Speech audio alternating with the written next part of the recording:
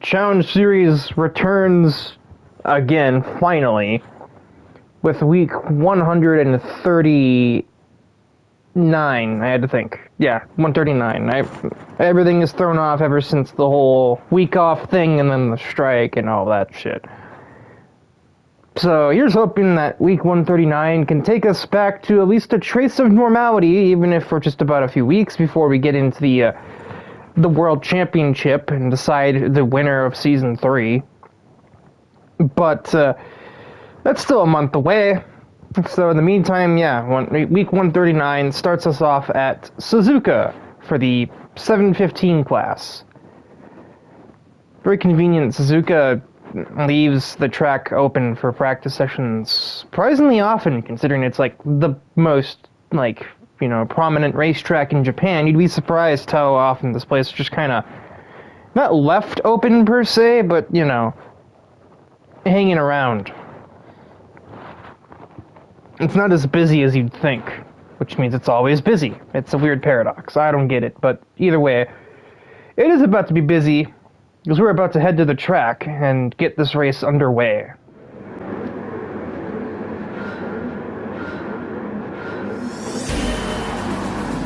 We are green from Suzuka Circuit, and I guess despite my previous commentary, it can only be so normal, as you've probably seen at the top left. This is only a 19-car race. There was meant to be a 20th originally.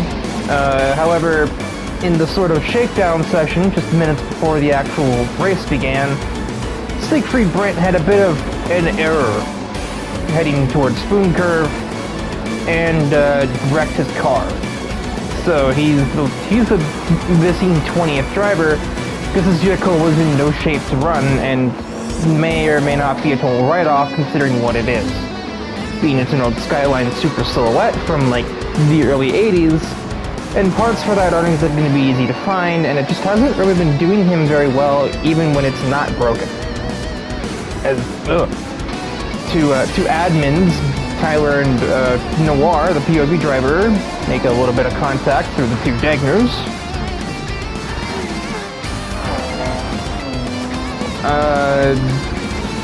Down the inside of Gina Turini at the hairpin.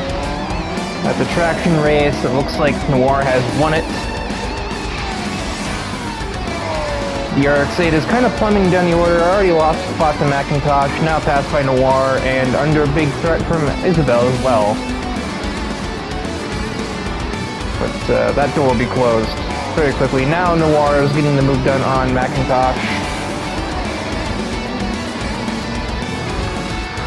And as for myself, I finally got a decent starting position after spending way too much fucking time practicing for this race because of a multitude of reasons. I've been fucking around and not finding out the last 2 weeks. Also, yay, the livery's back to normal. I no longer look corporate as fuck anymore. Because Avenir is no more, basically. I mean, it still exists, but it ain't here, which is the important thing.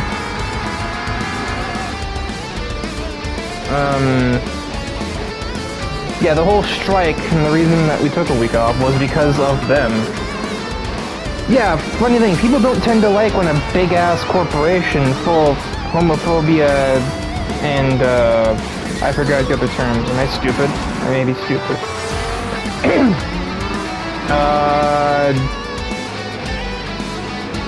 What's the word for, just misogyny in general, I think is the word? I should know these terms. They didn't like women, they didn't like gay people, they didn't like, they probably don't like people who are on the autism spectrum. Which is, me. So,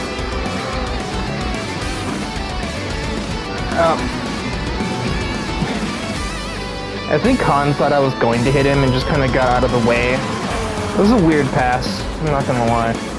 Now he's under threat from his teammate Riel, and from Iris, who's the single new car for this race, just like me, a 2002 Viper. I was very surprised to see her show up in this car, considering I thought her family was, at least her and Isabel, were historically Ford-oriented, and I think Isabel said that she felt a little betrayed that she didn't pick, like, a GT or something.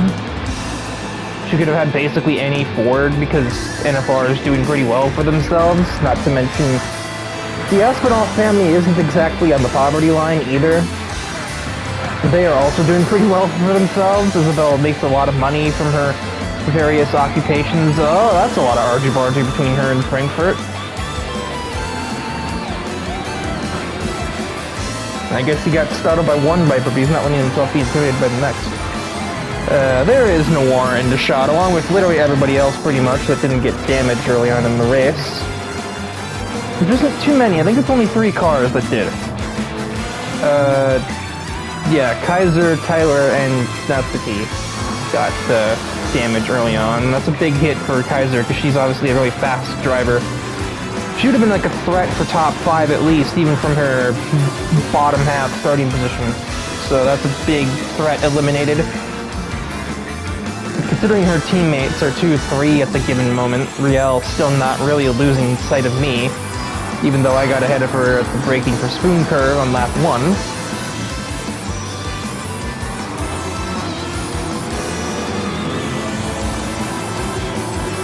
Noir is doing everything in her power to outmaneuver a Bach Mono, and somehow she seems to have maybe made it work. But then you just get so much more acceleration because of how light it is. That thing is like just over half a ton. I kid you not. That is not a car. That is just a go-kart.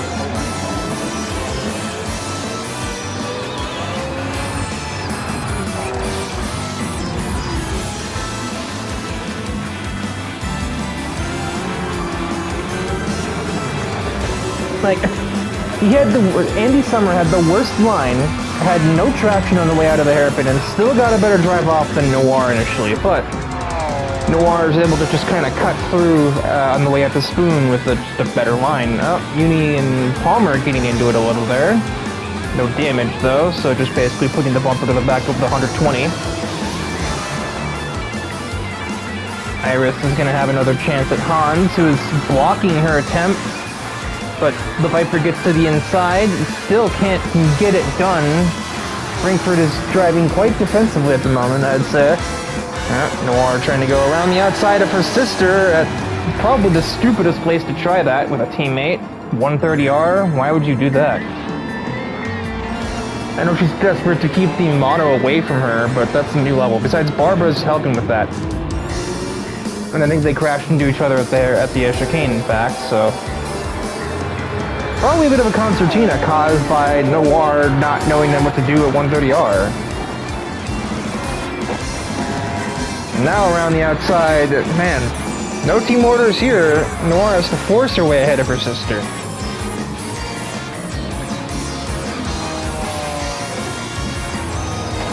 Immediately moves to the back of Palmer, who slides off the line because it's a big Chevelle versus a light NSX at Suzuka, of all places, so that's about what you'd expect. Iris still hammering away at that Porsche. And Riel still keeping me honest, but not really putting much effort, so to speak, on getting ahead of me. I feel like she just knows what my track record's been for the most of the second half of this season. They're just waiting for the other shoe to drop, but with how much practice I did and just the way that I was feeling after everything that had happened, if I fuck up this lead somehow, some way, I think there would have been a murder case to be solved. Especially with the situation surrounding Mercury at the moment, which is to say, Mercury really isn't a whole lot of a team at the moment. We are a team, all 9 of us, or all 10 of us are still signed up for the Challenge Series.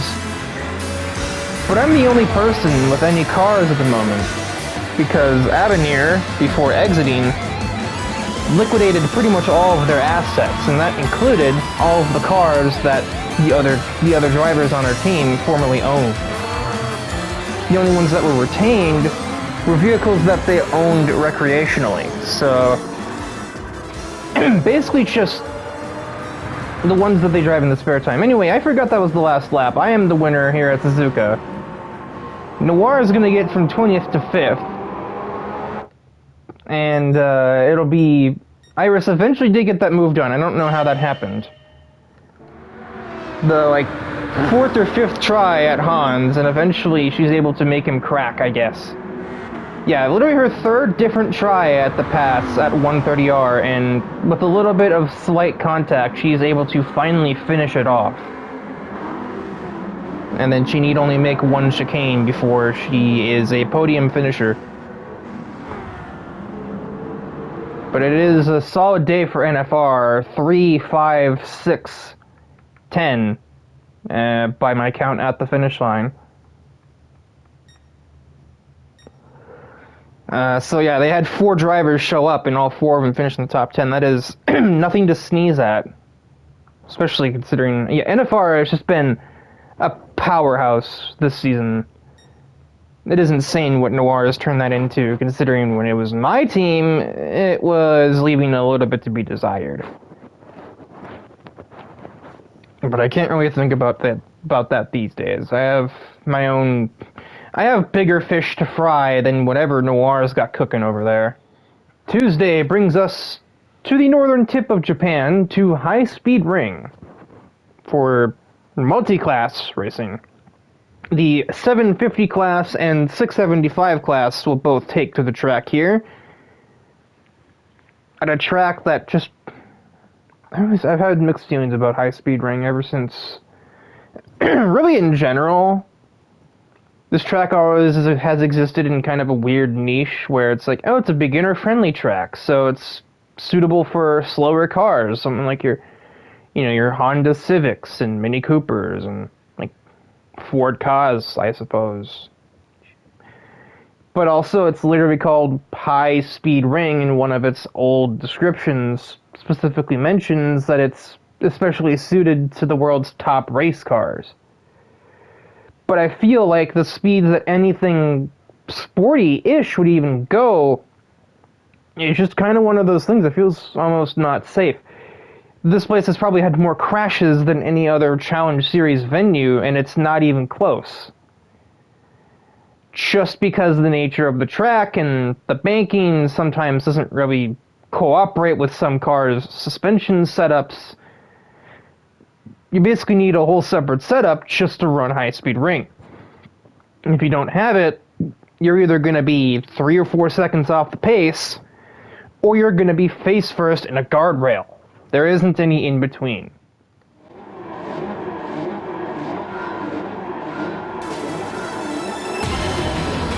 We are away from High Speed Ring, and while 4-wheel drive advantage, I will jump from 4th to 1st and immediately lead us down to T1. Yeah, a bit of a new look, I'd say, on the Murcielago, however you choose. I've only ever heard Thrasher say it the second way. That is chaos up there in the top-ish lane. Alice Carson in the one bona fide race car, the one top race car of the world in this race. And then Yo tried to replicate the same line, but to a lesser degree. Yo being the POV driver in that Mitsubishi GTO. Kurt Wilde returns. This is like his 3rd technical debut in the Challenge Series, his 3rd separate time leaving and rejoining. It's like he keeps legging out of the series or something, but it's just losing and gaining interest. But now that his brother Mark has taken a proper foothold in the series, assuming he doesn't, get himself kicked out anytime soon, which he damn near did a few months ago, the 2 of them can race together in the same class, and, even in the same race, like we're seeing right now. Ow, lungs. Many cars hitting over 230 braking for T1. As me and Kurt Wilde fight for 2nd place, fight for the right to track down Yo, while Alice Carson does GT car things and takes 155 through turn 1. I do feel like the race cars are technically safer here, just because of that aero and their increased stability. But I am always on edge here, especially considering this track is pretty much the place that ended that pretty much made me a washed up bust for like half a year after my own S14 got totaled here. And now the vehicle I'm driving was a gift from the family whose driver inadvertently caused the destruction of that car. Go figure, right?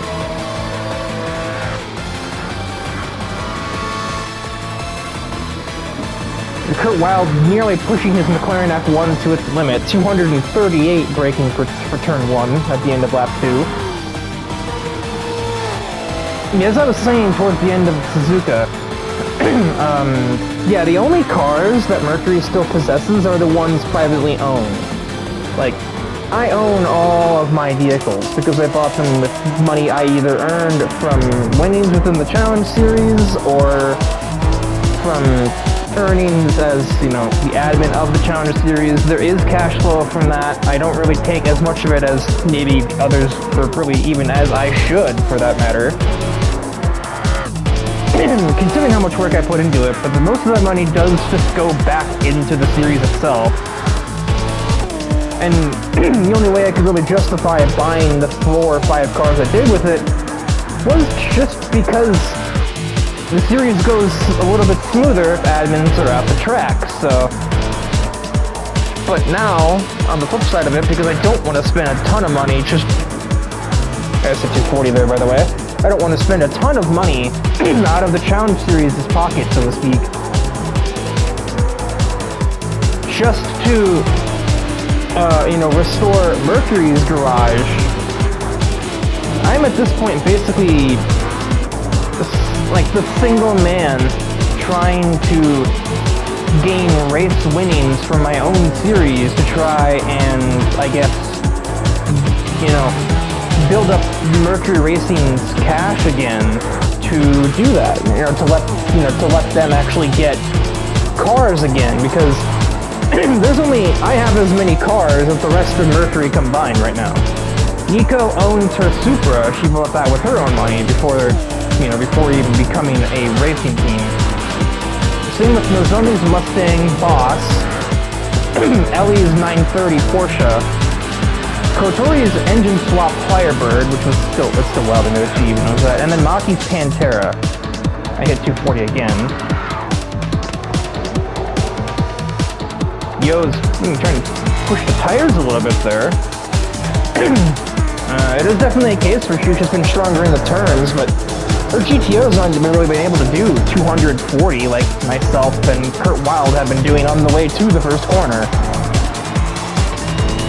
So I think she's compensating by A, using the same high line that Alice Carson does every lap with her race car, and 2, just really pushing the brakes and tires through that corner and through the second to last corner here. Although I didn't really hear much tire depth there, so I don't know, maybe it's just turn 1, or maybe it was just an isolated thing. But, oh, fuck. Oh my lord, hold the, I'm sorry, I can't even, oh my god. Does anybody know where the brake pedal is here? Jesus fucking Christ. And she started driving that car, or was that Alice I heard? I can't tell. Fuck me. Yeah, I saw this. I damn near shit myself watching this happen ahead of me.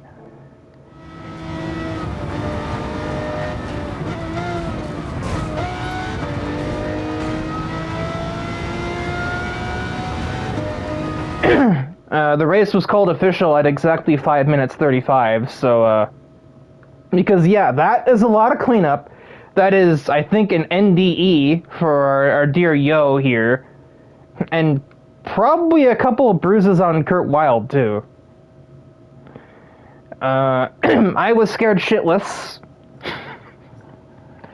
Alice and Union's cars took some major knocks as well. That was like technically a 4-car pileup. But, fuck, the fact that Yo is even alive. I don't think we would have ever had too much to worry about. We got a bunch of doctors in the infield, and also Barbara is, like, right here, but you don't really want to see something like that happen. Also, oh yeah, there is another category. I definitely didn't forget about that. There was an entire new car in the race that I just didn't mention because I forgot. Shit. Okay, well, say hello to Marina Tozzetti, Italian muscle car enthusiast who's used to run with the Metal Maniacs when that was still a thing. Now she's a member of Scorchers, so Taro's team here in the Challenge Series. I'm not sure how she knows them, knows Taro, knows Torque either, but she just kind of does, I suppose. But yeah, Kurt Wilde is your winner. Who's all actually he's not a part of Scorchers right now. He's just kind of on his own. He's like vaguely associated with, but doesn't officially carry the logo on his car, so he's not on the team. Yo retroactively is credited with 4th, and Bernice White wins the 675 race that I definitely didn't just straight up forget about. But we need a replay because that is just straight up death-defying. That Yo even walked away from this incident, all things considered.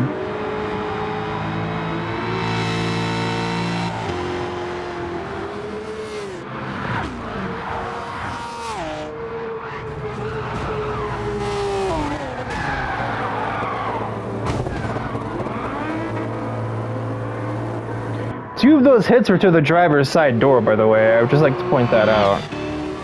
Is the game gonna give us a different camera angle? I think it is? Yeah, that is a different angle. Yeah, she just hooks that curb way too much. And when the car gets back off of it, it is very upset. Here cometh Kurt Wilde at about 150. He's barely able to even react to what's going on. Smacks into Yo at about 150. Alice I guess she thought the GTO was going to stay down there, but it could not kill all that momentum. So that is 130 directly to the driver's side door. Yun is able to try and slow down. She is able to read the situation, but that is still another 80-mile-an-hour impact directly to Yo's legs, pretty much. The engine is cooked. Hey, Mark Wilde. The engine is cooked. Every single piece of the suspension damn near is cooked, except for the right rear. And for those wondering the impact speed, just over 140 miles an hour, basically head on to the wall.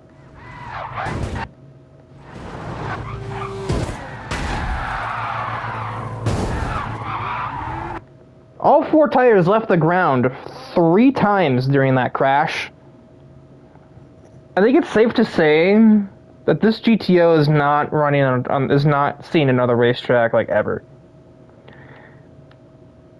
Kurt Wilde, even with his relatively high mechanical know-how, it will be lucky to make another start in this McLaren, because he just smacked the car at 150.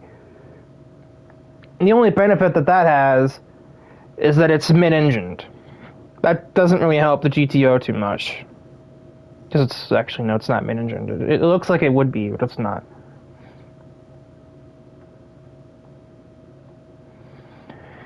Yeah. Just a very ugly day here from High Speed Ring. Obviously I was saying what I was saying before the race, because I knew that this happened.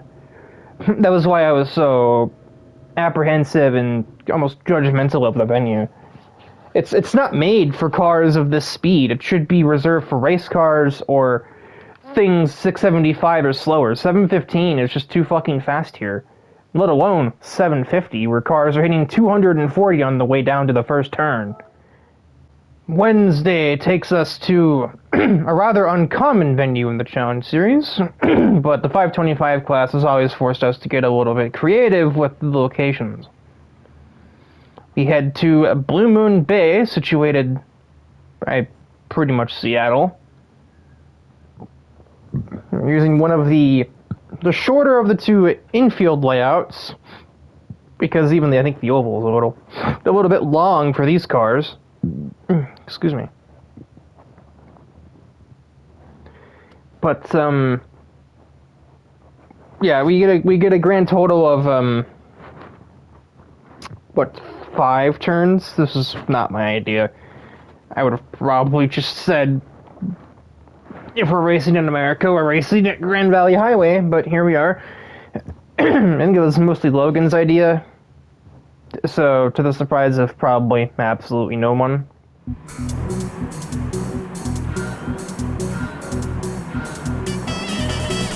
And we are slowly away from Blue Moon Bay.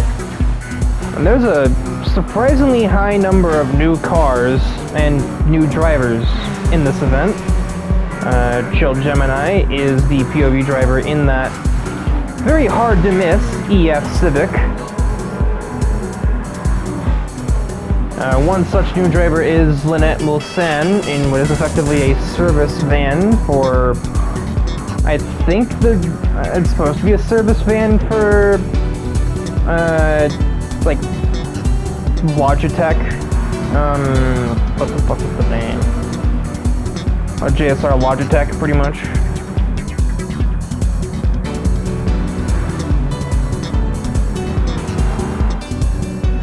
She's not officially on the team, but she just, I don't know how she works, honest to God.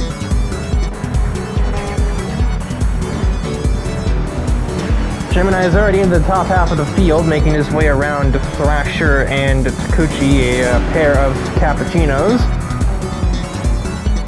Let's see, where else? Oh yeah, Esteban Suarez, also in an EF Civic. Kind of a Rice-mobile, though. Poppy Flowers, debuting. Oh yeah, there were new drivers in the other race, too. I was so focused on me and Kurt Wilde. Yeah, there's an entire new team spread across the 2 races. Crimson Racing Team, which is run by literally just 3 brand new drivers. Megumin and Union were the 2 from the last race. Union was in the crash. She was in the Black Gallardo that crashed into the spinning yo at like 132 or something like that. And then Megumin was further in the back of that race in a 458 Italia, and now we have their 3rd driver, who I think they pretty much just picked up on just to say they had a 3rd driver, is in a Daihatsu Copen. So quite a bit different from you know, high buck late 2000s Italian supercars, and then here is just a fucking Copium. You also have Shelley Winters in a Citroen DS. This girl is just stuck in the 70s, basically. 70s and 80s, for that matter. Pretty sure I heard her blaring, like, fucking Africa out of her speakers in the garage area earlier. Thrasher was not enjoying himself. There is one other. Oh, there they are. They have no top speed. Charlie Bennett in a Toyota CHRS. It's running about as well as you might expect a literal crossover SUV to do.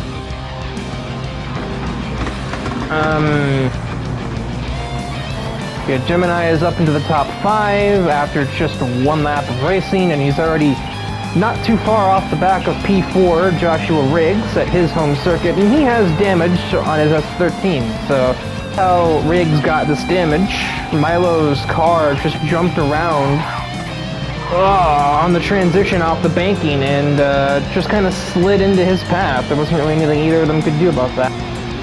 And then about a minute later, Gemini just scorches by on the outside of the next turn, or of that turn.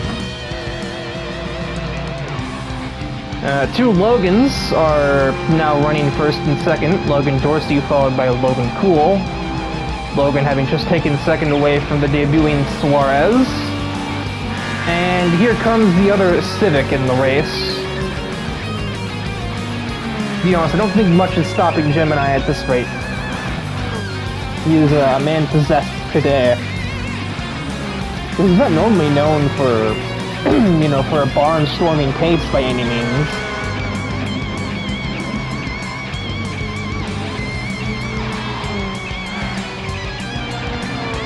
basically pack racing. It's like we are on the oval, ahead of the other Civic. And if he gets a good enough run, he can probably take both the Logans in one turn. Or he'll go around the outside of Cool, just by out-dragging the hell out of him. But he's stuck behind the Demio that leads, and Logan is able, or Cool is able to sneak back by. He then takes a shot at the race lead, following that. And that very short battle only benefits Gemini more than anybody else, because he's able to get a much better run off the final turn, and may very well be just one straightaway away from, yep, there is the race lead in hand, 3 laps into the event, and he is well clear.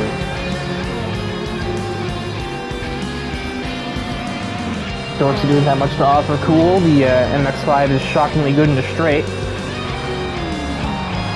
This is a very interesting battle. Copen versus Citroen DS versus Mini Cooper.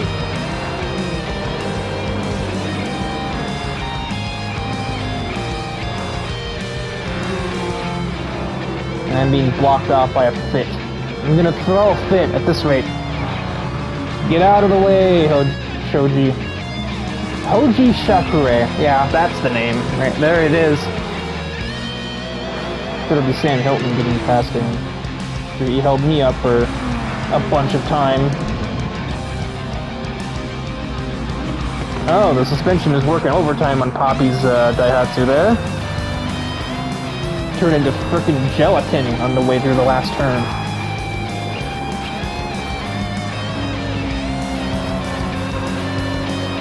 Although that is a huge run for the Mini, but she's just going to take it right to the back of the Daihatsu. There's nowhere else she can go. She is boxed in. They're 3-1. No, they're not 3-1. I thought they were for half a second. Amber might still get the Citroen. She is now on the outside, but she's going to wash up and lose all her momentum.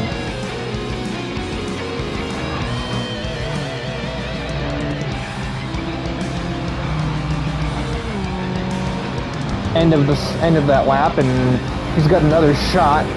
She doesn't have quite the same momentum, but she is at least on a different lane. But she's run out of gears in the Mini. This is a former rally car after all, so the fact that it can even do 120 miles an hour is kind of high. But even so, the gear ratios just are not long enough. At some point as well, Suarez got ahead of Dorsey, so he has fallen from pole to out of the podium positions with 2 laps and change to go. Logan Cool is still on the back of Gemini, but that's just the wrong way to attack that turn. You have to arc it in late. I thought Logan would know that. He's the one who wanted to go here, and he's getting shown up. And Dorsey had a chance for a sec, but it ran out again. And once again, runs out of steam. And Ashhart does not have much momentum on her side this time. Instead, she's going to be probably under threat herself. Never mind, they're not really that close. Natsuki does have a lot of momentum on Sam Hilton, though, and she should be able to sneak by. Well, she's even going to use the inside there to basically do a gutter run technique at an oval, which is certainly a concept. Oh, but Sam Hilton with the crossover attack of the century puts Narashi back in 9th. But that 8.6, or 11, whatever, has a lot of power, relatively speaking. That's funny to say that, like, under any circumstances, but this is the 525 class, so that is one of the most sensible picks you can have as an 8.6.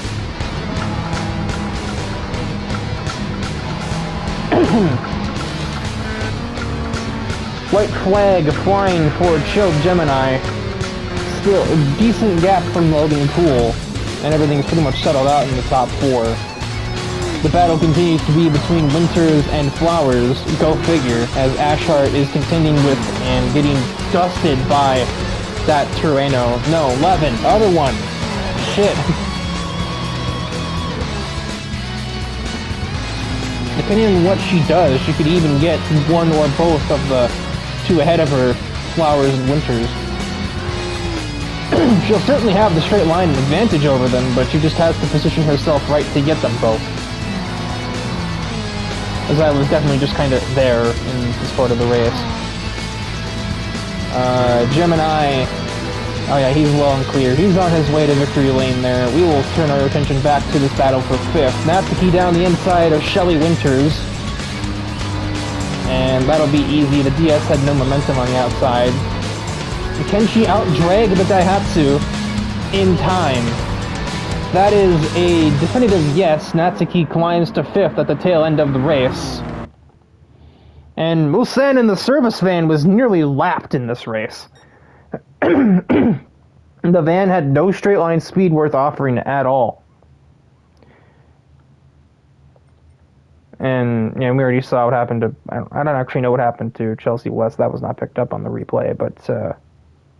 I don't know. The replay cameras were kind of awful here. They just didn't catch shit. So there you have that. Trial Mountain will play a host to the second to last race of the week, hosting the 640 class, which is actually kind of slower than what usually runs here. It is a bit of a longer track, so it's usually 675 and up, but ultimately doesn't make too much of a difference. It's not like any of these cars are particularly slow. Most of them are dramatically upgraded from their stock versions, so...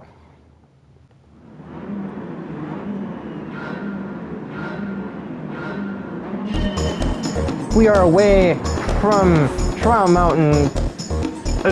They weren't the pole sitter, but suffice to say, Riko Sakaguchi has absolutely taken off with the lead. 4-wheel drive advantage absolutely on display just there. The Nissan 1-2, in fact, and an Aqua 1-3. 1-3-4, actually. What the hell? Ashhart was the pole sitter, but that's a fuck-wheel drive car, so it did about as well as you might expect it to off the grid. I understand this is a new car that she actually ran as basically as a demo lap. What the... Have you ever heard of a hairpin before? Yeah, she showed up. You can see the sign for the rally on the back of the car. She ran this as like a...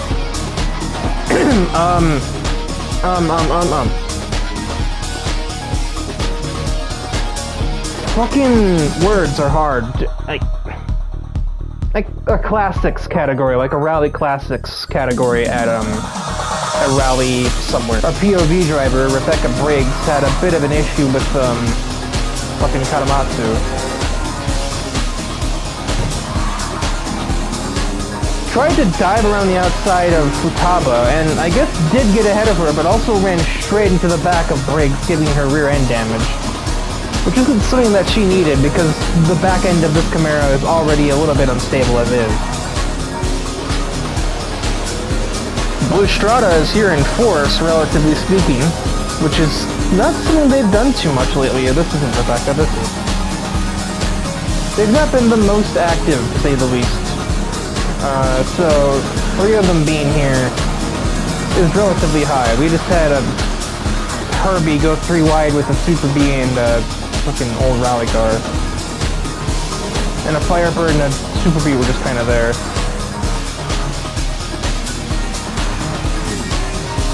Yeah, literally 578 for Blue Strada. That's the new car for Miyako Katsumi, the Z4.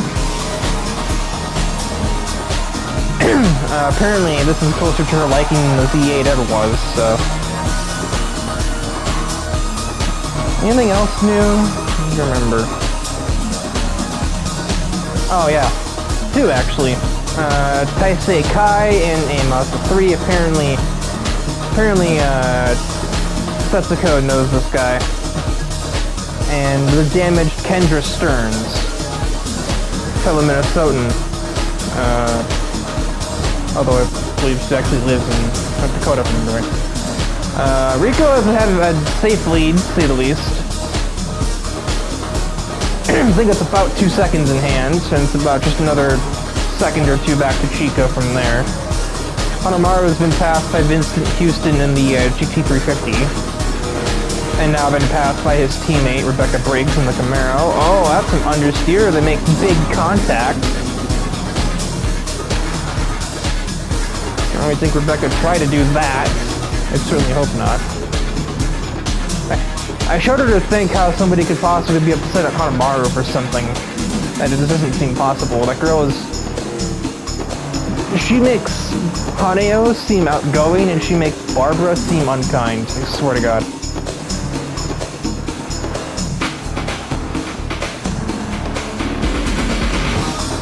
Mild redesign on my GTO for this week as well. Most of it just came down to, we had to take a bunch of stickers off because Mercury Racing lost most of its sponsorship in the chaos that happened over the last month or so. Basically, the only ones that stayed loyal to me was Valvoline, and Falcon, and OZ, but those are just because those are on the car itself. Jake broke so early there. I was expecting to actually go more aggressive because he's in a tiny Beetle, and I'm in this bulky ass yacht on wheels that is a Pontiac GTO Judge, but guess not. There we go. I was like, why is my car so quiet? It is not that quiet. It is a fucking GTO. I'm so confused. Meanwhile, the damaged Briggs just made her way past Chica, also passed her own team owner at some point on that lap. Well, she focused on my own life to even see it. Now ahead of Reiko, both her and Chica are gonna pass the 300Z. Though, maybe not. Mishima's gonna outbrake the Subaru very easily, and Vincent will actually outbrake Chica as well, so instead of gaining a place on Reiko, she's elected to just lose a spot to Vincent instead. So, not her finest work.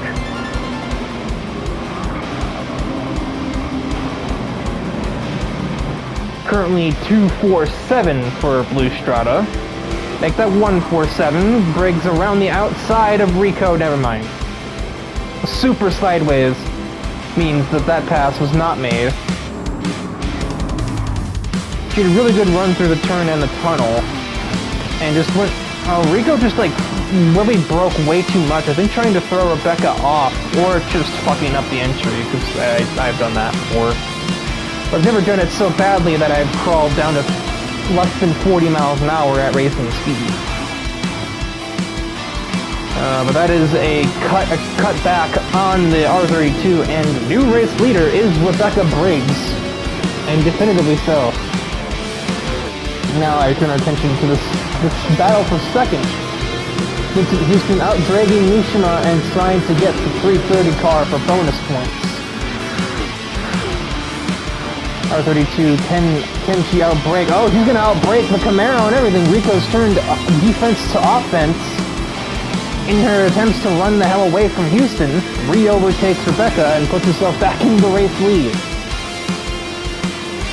I feel like Briggs was probably about to turn in and had to turn right out of that turn. I don't think she was super happy about that. She's already angry at one driver for this race. She already blared her horn at fucking Katamatsu earlier. I don't think you want to be on her shit list too, Rico. Even if it was technically a clean move, it doesn't mean it was a smart one.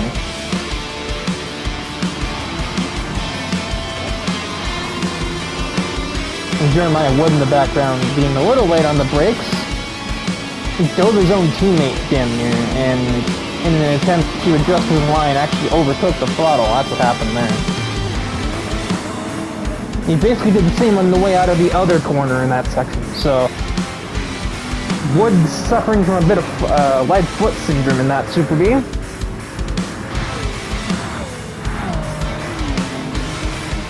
Chica once again takes another shot at Mishima, but will not achieve much with it.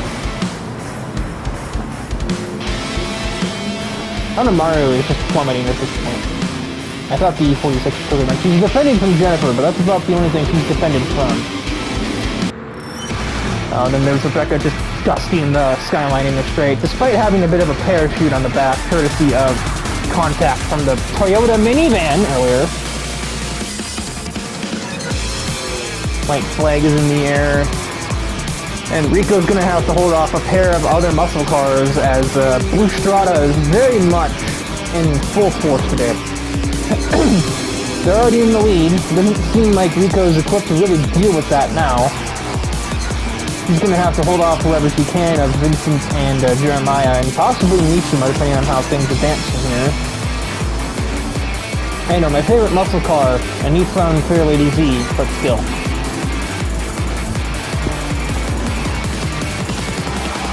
And this is the part that Rico's probably not looking forward to, because guess what? These two muscle cars are going to be a lot better in a straight than an R32. Even with Vincent's own rear end damage, this doesn't look like much of a contest to me, although his run did definitely stall out up the hill. They're both getting close to Rebecca, who's actually moved down to the left to break the toe. Vincent cannot get down the inside, cannot outbrake the Skyline, which is maybe be expected. Skyline's a lot lighter, you know, and a lot newer.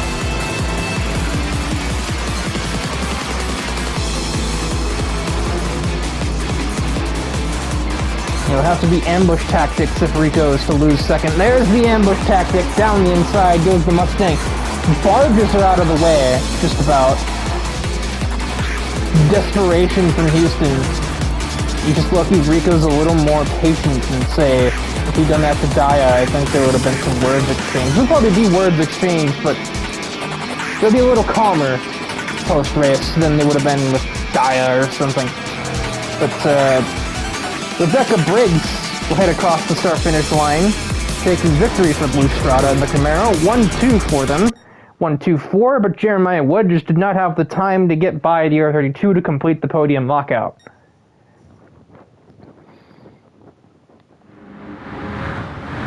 Katsumi 8th, her first race in her preferred BMW Roadster.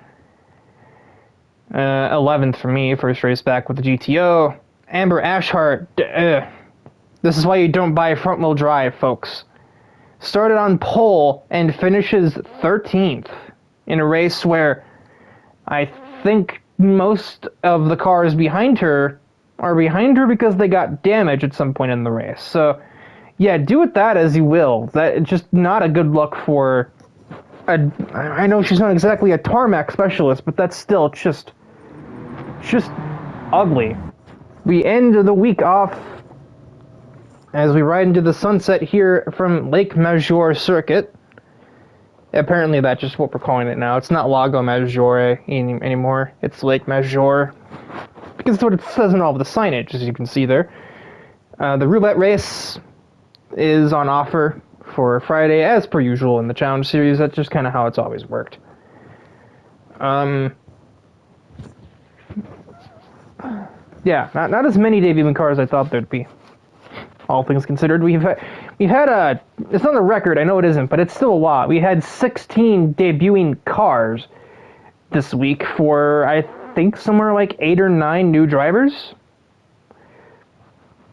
So, I guess the strike has somehow managed to get more eyes on the series. I don't know how it's done that. It was kind of meant to do the opposite. But, I guess just virtuosity, you know, has its benefits, I suppose. I don't know how it's happened. I really don't. There may not be any correlation there at all. It might just be a coincidence. Maybe most people don't even know that CS basically boycotted one of the biggest companies in the world and effectively won. But I don't know. I guess that's kind of a thing that the more you think about it, the more you realize that there's no way that wouldn't make news internationally. So, fuck, I really don't know.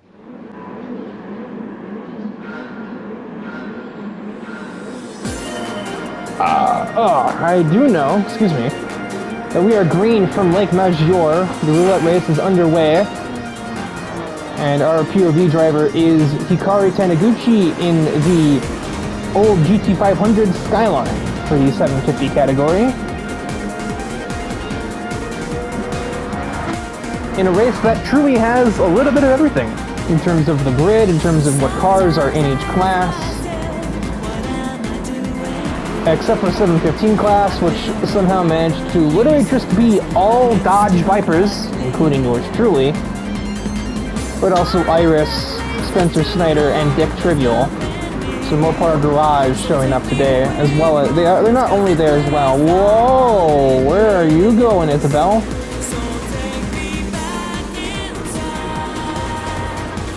Jackson Steele is also in the race in a Charger, so...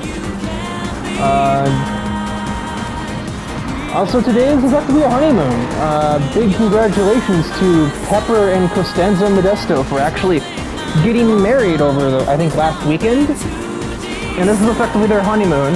And they chose to go racing. Honestly, I don't think I would expect anything fucking else.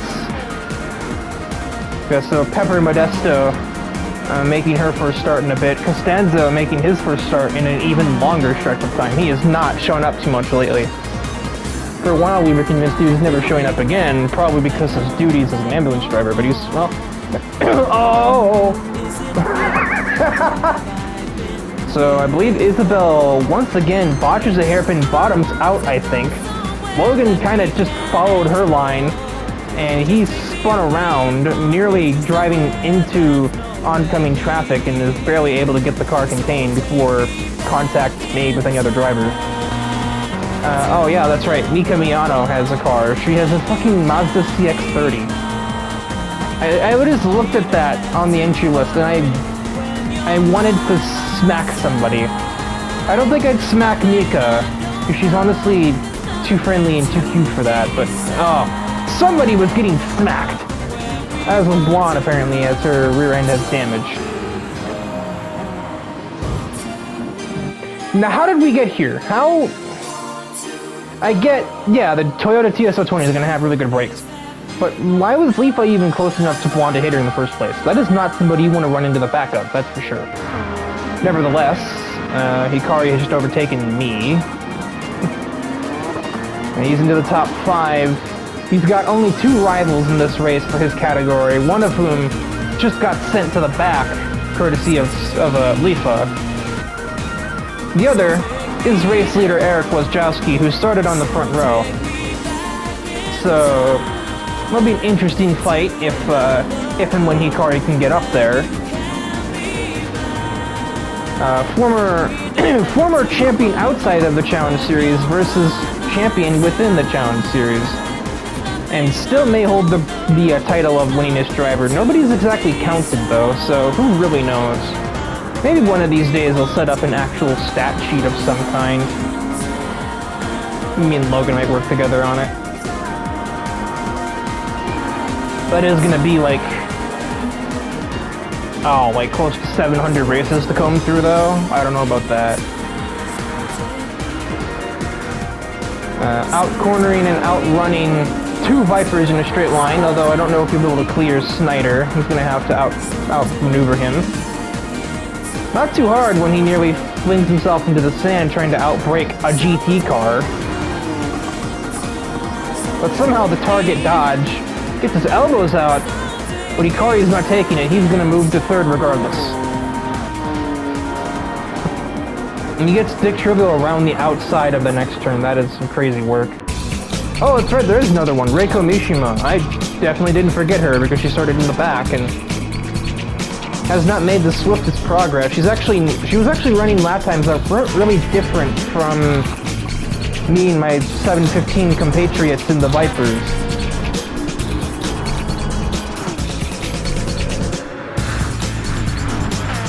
She was faster, but not as much faster as I expected, honestly.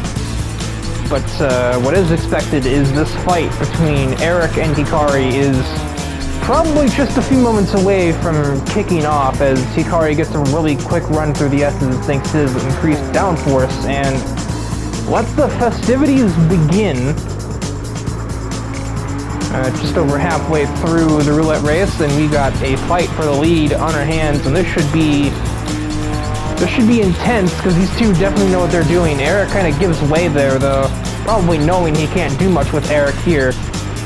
Psychs Eric out, or no, psychs Hikari out. He kind of dummied a dive bomb at the last turn and caused him to be offline, and that is easy as pie for that. Never mind, Hikari with the super late braking. It's still not enough. Eric sneaks on through, back to the lead, after basically playing a bit of mind games with his former Super GT champion. Racing mind games, mind you, but that's it. You can outthink them, you can outdrive them. Hikari probably getting complacent, like, oh, I've got aerodynamics, it should be easy. Ah, good one, pal. That's a funny joke you have there.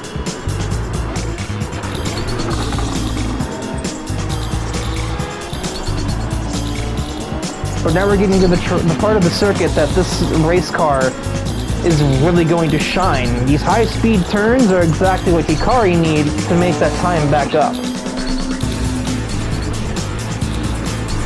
And oh boy, did he make it up. Not as much as I thought he would, but it's certainly enough. He had to actually check up there to not run into the back of Eric on the exit of the S's. So yeah, he definitely made it up. Oh, that's sideways, that is a problem. That is a spinning Wojciechowski. But he's not going to have any other issues, just going to lose time. He's going to lose the lead. That battle comes to a shocking end at the hands of suspension. That was just silly. At that point, you just accept that you're offline. You don't do that. And then he has to wait for those four before rejoining safely. A safe rejoin, something we honestly don't see all that often. There are a lot of people who are just like, gotta get going now, and then drive straight into somebody. Looking at you, Wayne Hansen. I know you're around here somewhere. You're back in the series, I know it. I think it's got a little frisky at the start of lap 5. Spencer Snyder makes a move on his team owner on the way through turn 1, but I think just got intimidated by his team owner on the next corner. They go too wide into the next section. Snyder on top in the left-hander, but Trivial now has the inside. Elbows out racing between two Mopar Garage teammates, but nothing egregious, no contact, just relatively aggressive, knowing that they can use each other up a tiny bit and not start a fight, I suppose. A hint of a hint of old-timey NASCAR racing, old-fashioned way, here at an Italian race circuit, and a bunch of Dodge Vipers. Go figure.